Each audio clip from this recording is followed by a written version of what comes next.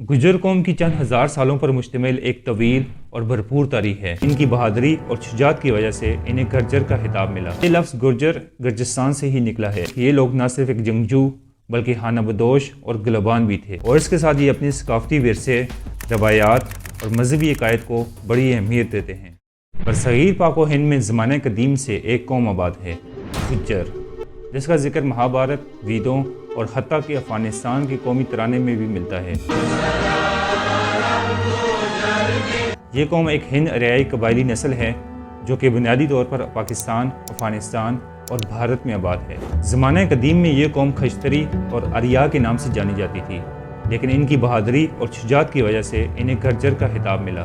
बरसगीर के अलावा भी ये कौम दुनिया के मुख्तलिफ हिस्सों तक फैली, जैसे कि इन्होंने यूरोप में गर्जिस्तान, चीन में रियासत खोटान, रूस में चेचनिया और दीगर कई ममालिक में इन्होंने सदियों तक हुकूमत की। 5वीं और 6ठी सदी ईस्वी में गुजर कौम के कुछ कबाइल यूरोप से वस्ती एशिया और जनूबी एशिया में आए और यहाँ के मुकामी गुजरों और दीगर कबाइल से हुकूमत छीन ली। ये लोग वाइट हुन गुजर कहलाते थे। इस कौम का हर दौर में माशरे में एक अहम किरदार रहा है।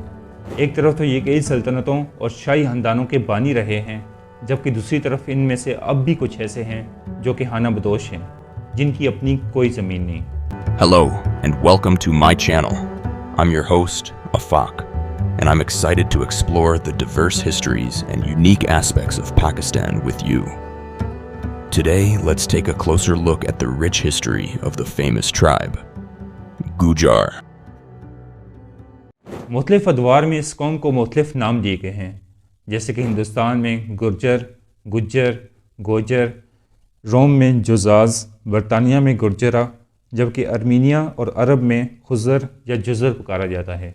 कुछ मौरखीन के मुताबिक लफ्ज़ गुज्जर संस्कृत ज़बान के एक लफ्ज़ गुर उजार से निकला है।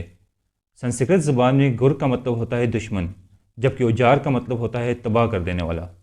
तो इसी तरह से लफ्ज़ गुज्जर का मतलब हुआ दुश्मन को तबाह कर देने वाला, और ये लफ्ज़ एक जंगजू कौम की खसूसियात को ज़ाहिर करता है।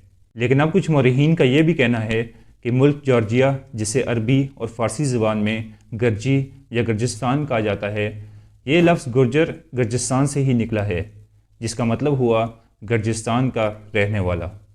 जबकि बाज़ का ये भी कहना है कि ये लोग खुरासान में रहने वाले गौज़ तुर्क हैं, जिन्हें गुज़र कहा जाता था। अब हो सकता है कि गुज़र हिंद आरियाई लहजे की वजह से गुज्जर में तब्दील हो गया हो, क्योंकि हिंद आरियाई लहजे में गैन को गाफ से और ज़ाल को जीम में तब्दील किया जाता है। बहरहाल मौरखीन के मुताबिक ये लोग न सिर्फ एक जंगजू बल्कि खाना बदोश और गलबान भी थे। गुजर कौम की चंद हज़ार सालों पर मुश्तमिल एक तवील और भरपूर तारीख है। इनकी इब्तदा वस्ती एशियाई खित्ते से हुई और ये बरसगीर पाक व हिंद में हिजरत करने वाले इब्तदाई हिंद यूरोपी कबाइल में से थे। कैनगम की किताब एंशिएंट जियोग्राफी ऑफ इंडिया के मुताबिक गुजर वाइट हुन्स के साथ 776 ईस्वी में हिंदुस्तान आए और वो जल्द ही मुकामी लोगों में कश्मीरियों के तौर पर जम हो गए। उनके मुताबिक ये लोग जॉर्जिया से आए थे और यहाँ आकर आबाद हुए, और यहाँ इनके इलाके का नाम गुजरात पड़ा, और फिर इसके बाद ये लोग पंजाब, हज़ारा, सवात, गिलगित और वादी कश्मीर की तरफ हिजरत कर गए। लेकिन कुछ तारीखदान ऐसे भी हैं जिन्होंने इस कौम की हिजरत की तरदीद की है, जिसमें मशहूर भारतीय तारीखदान बैजनाथ पुरी और राणा हसन अली चौहान शामिल हैं, और इन्होंने ये साबित किया कि गुर्जर किसी बाहरी इलाके से हिजरत करके नहीं आए, बल्कि वो इब्तदा ही से हिंदुस्तान में थे, और ये एक हिंद आरियाई ख़ानदान से ताल्लुक़ रखते हैं। हिंदुस्तान में गुजर हुक्मरानों का सुनहरी दौर 5वीं सदी में शुरू हुआ और 13वीं सदी तक जारी रहा। 9वीं और 10वीं सदी में ये कौम अपनी शान व शौकत की पीक पर थी, जो कि इस बात का सबूत है कि सुरवीर का खिताब अक्सर गुजर ख़ानदानों की फ़हरिस्त में ज़ाहिर होता है। क़ुरून वस्ता के दौर में, यानी कि मिडीवल पीरियड में, गुजरों को एक मजबूत जंगजू के तौर पर जाना जाता था। 6ठी सदी ईस्वी में जब गुप्ता हुक्मरानी अपने ज़वाल के करीब थी, तो इस कौम ने गुप्तों को शिकस्त देकर शुमाली हिंदुस्तान में कई ताकतवर रियासतें कायम कीं, जैसे कि गुर्जारा प्रातिहारा डायनेस्टी, जिन्होंने बरसगीर के एक बड़े हिस्से पर हुकूमत की, और इनके हुक्मरानों ने कई सूबों, शहरों, मंदिरों, तारीखी इमारतों और किलों का नाम गुजरों के नाम पर रखा। ये हुक्मरान अपने गुजर कहलाने पर फख्र करते थे। उसको फास्ट फॉरवर्ड करते हैं, साल आता है 1857, ब्रिटिश कॉलोनियल रूल। برطانوی حکمرانی کے دوران گجروں کی مارشل ریس کے طور پر درجہ بندی کی گئی تھی۔ مارشل ریس ایک اصطلاح ہے جو اس وقت استعمال کی جاتی تھی۔ اس سے مراد وہ گروہ تھے جنہیں برطانوی حکمران فوجی طاقت اور جنگی صلاحیتوں کی وجہ سے اپنی فوج میں شامل کرتے تھے۔ لہٰذا اس دور میں گجر قوم کے بہت سے لوگ برطانوی ہندوستانی فوج میں بھرتی کیے گئے اور اس سے ان کی پہچان میں مزید اضافہ ہوا، لیکن اس کے برعکس بہت سے گجروں نے برطانوی فوج کے خلاف مزاحمت بھی کی، جس کی وجہ سے انہیں اپنی زمینوں اور علاقوں سے ہاتھ دھونا پڑا اور ان پر کئی پابندیاں بھی لگائی گئیں۔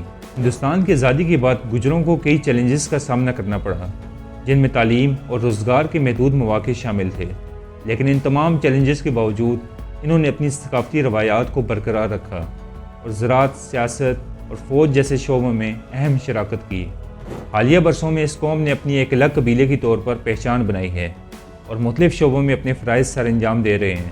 اگر ان کے علاقوں کی بات کریں تو بھارت میں گجر ریاست گجرات، راجستھان، ہریانہ، اتر پردیش، اتراکھنڈ، ہماچل پردیش، لداخ اور جموں کشمیر جیسے پہاڑی علاقوں میں زندگی بسر کر رہے ہیں، جبکہ پاکستان میں گجر تقریباً پورے ملک میں ہی پائے جاتے ہیں، جن میں زیادہ تر صوبہ پنجاب کے شہر گوجرانوالا، گجرات، گوجرہان، جہلم، سرگودا، شیخو پورہ، لاہور، قصور، منڈی بہاؤدین، سیالکوٹ، ناروال، راولپنڈی اور فیصل آباد میں ان کی کافی آبادی موجود ہے۔ اس کے علاوہ آزاد کشمیر کے تقریباً تمام اضلاع اور خیبر پختونخوا کے ہری پور ہزارہ ڈویژن میں بھی گجروں کی گنجان آبادیاں موجود ہیں۔ تو اس حساب سے پاکستان میں گجر صوبہ خیبر پختونخوا کی دوسری اور صوبہ پنجاب کی تیسری بڑی آبادی ہیں۔ افغانستان میں گجر زیادہ تر صوبہ کاپیسا، بغلان، بلخ، قندوز، تہار، بدخشاں، نورستان، لغمان، ننگرہار اور خوست میں پائے جاتے ہیں، جہاں ان کی آبادی ملک کی آبادی کا 5% ہے۔ اگر ان کی زبان کی بات کریں تو ان کی زبان کو گوجری کہا جاتا ہے، جو کہ ایک ہند آریائی زبان ہے۔ بہرحال یہ جس علاقے یا ملک میں رہتے ہیں وہیں کی زبان بولتے ہیں۔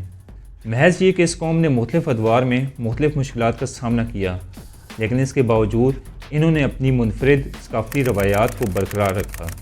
اس قوم کی زندگی کا ایک اہم حصہ زراعت، مویشی پالنے اور تجارت پر مبنی ہے، اور اس کے ساتھ یہ اپنی ثقافتی ورثے، روایات اور مذہبی عقائد کو بڑی اہمیت دیتے ہیں۔ دوستو اگر ویڈیو اچھی لگی ہو تو لائک کریں، شیئر کریں اور چینل کو سبسکرائب کرنا مت بھولیں۔ شکریہ۔